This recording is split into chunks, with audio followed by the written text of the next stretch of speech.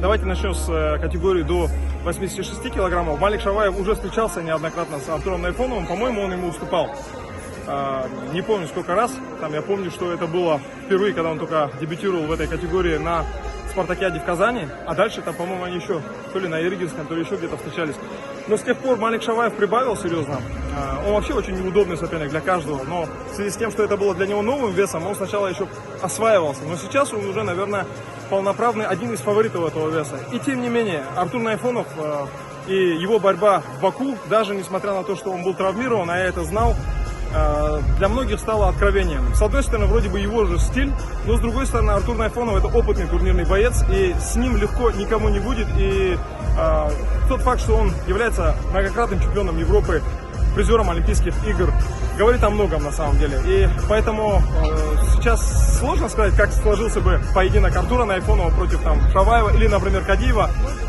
С тем же Кадиевым, кстати говоря, на Иргинском турнире тоже боролся Найфонов. Сначала уступал, и даже многим показалось, что будет сенсация, но потом нашел себе силы и переиграл за счет опыта своего оппонента. Поэтому я думаю, что будут очень упорные поединки с этими ребятами. Ну что могу сказать?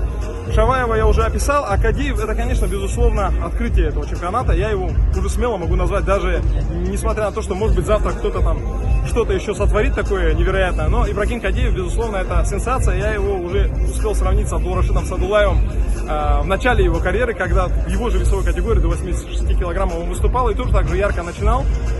Особенно с учетом того, что я присутствовал на победном для Ибрагима Кадиева молодежном первенстве мира в Омане.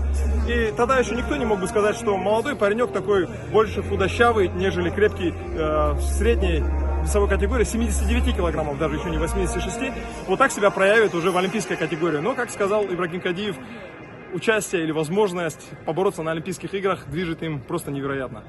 Что касается 74 килограмма, Заурбек Сидаков боролся неоднократно, по-моему, и с Магомой Дибиргаджиевым, и с Анзором Закуевым, по-моему, не боролся, потому что тот больше представлял весовую категорию 70 килограмм. Или, может быть, когда-то, а не когда еще Сидаков сам выступал, точно не помню. Но здесь не в обиду будет никому сказано, Заурбек Сидаков, конечно, как действующий лидер этой весовой категории, то, что он может сотворить, тут даже, наверное, описанию не поддается. Поэтому сложно придется любому его сопернику.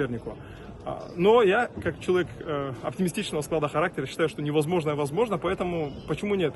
Очень интересно будет понаблюдать и надеюсь, что будет интрига в этих поединках.